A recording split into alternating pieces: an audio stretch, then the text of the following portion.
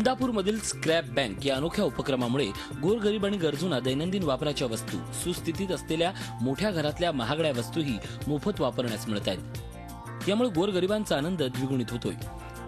इंदापूरमधील युवा क्रांती प्रतिष्ठानच्या वतीनं स्क्रॅप बँक सुरू करण्यात आली असून या योजनेत आपल्या जवळची सुस्थितीत असलेली परंतु वापरात नसलेले कपडे, वह्या, पुस्तकं, कपाट, भांडी जमा करून त्या समाजातील गोरगरीब आणि गरजू लोकांना देण्यात येतात। या उपक्रमाला समाजातून चांगला प्रतिसाद मिळतोय।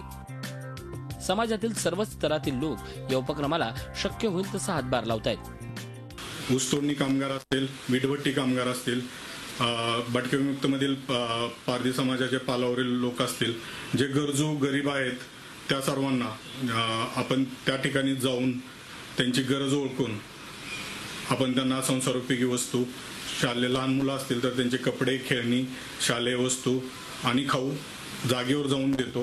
स्क्रॅप बँकेत आलेल्या साहित्यापासून आतापर्यंत 2000हून अधिक गोरगरिबांना मदत झाली आहे। गरजू विद्यार्थ्यांनाही पाठ्यपुस्तकं आणि वह्या मिळाल्यामुळे त्यांनाही आनंद झालाय।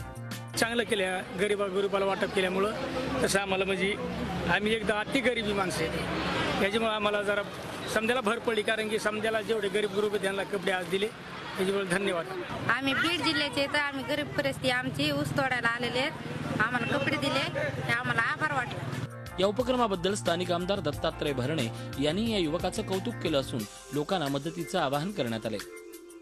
इंदापूरमध्ये सुरू झालेल्या या अनोख्या स्क्रॅप बँकेमुळे गोरगरिबांना गरजेच्या आणि उपयोगी वस्तू मिळत आहेत। सामाजिक भावनेनं सुरू झालेल्या या बँकेमुळे सामाजिक बांधिलकी जोपासण्याबरोबरच गरीब श्रीमंतीची दरीही कमी होण्यास मदत होणार आहे। या उपक्रमातून प्रेरणा घेऊन असे उपक्रम गावोगावी सुरू केल्यास त्याचा फायदा सर्वांनाच होईल। उभ्या आयुष्यात जिंकलेली मने, मिळवलेले प्रेम आणि केलेली मदत मरणानंतरही जिवंत राहते।